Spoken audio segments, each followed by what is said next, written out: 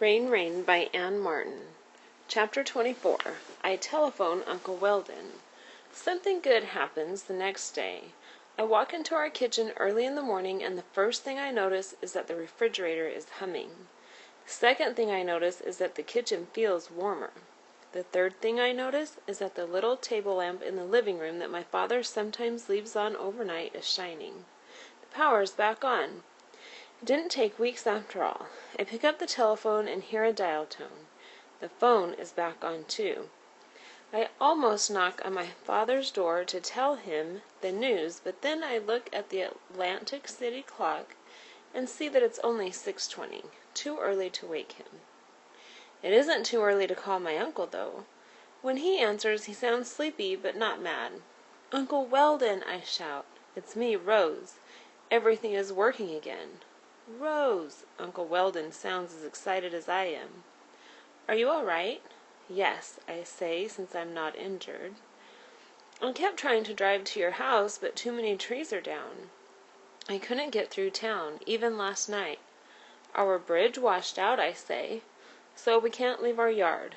Uncle Weldon?" "Yes." "Rain is gone." "What?" "Rain is gone." I tell him how my father let my dog out on Saturday morning during a superstorm without her collar. "Oh, Rose," says my uncle, "that's awful. I don't know what to do. We can't look for her because we're stuck here, and I couldn't call the police because our phone didn't work." "The police?" "So they could search for her," I say. There's a short silence at my uncle's end of the phone, and then he says, "The police have a lot to do right now anyway. The roads have to be cleared, and some people are still stranded in their houses, surrounded by water. We'll have to look for Rain ourselves." He pauses. "Are you sure you're all right?" "We're a little tired of peanut butter and tuna fish," I say. "And I had to pee in a bucket because we ran out of water. And also some trees fell down, but none of them landed on the house."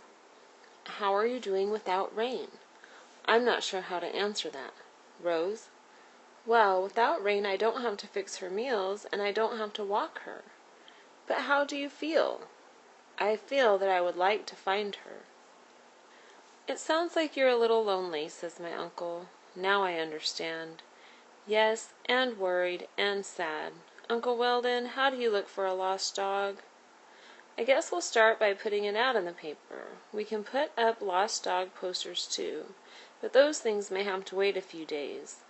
Although it's a good sign that the power's on. Since the power was back, my father and I watched television that morning. We turned into the news. We found out that most of the roads in Hatford were expected to be cleared by the end of the day. We found out that school might open next Monday. "Now that Weldon can drive through town," my father said, "maybe he can buy some supplies, and we can start building a temporary bridge over the stream." "Maybe he can go to the grocery store," I added. "Maybe. Our grocery store is under 6 feet of mud, so the hardware store. He'll have to drive all the way to Newmark to go shopping."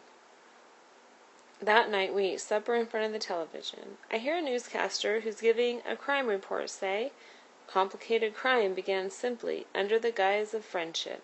I turn to my father. "Guys?" I say. This is exciting. "Guys. How do you spell guys?" "How should I know?" I look it up in our old dictionary. It takes a while to find it. Then I run to my room and turn to the G section of my homonyms list. I add guys and guys.